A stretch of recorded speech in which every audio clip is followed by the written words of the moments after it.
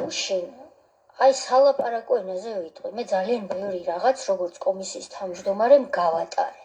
ტონი გავატარე. ტოების ძახილი გავატარე. ბევრი რაღაც გავატარე. ამიტომ მოდით ეხლა დავჭკვიანდეთ ყველა ერთად და კიდევ ერთხელ არ დავინახო, რომ თქვენ ტონს აუწიოთ. თუ მობძანდით მუნდირით, პატივიეცით მუნდირს პირველ რიგში. გასაგებია?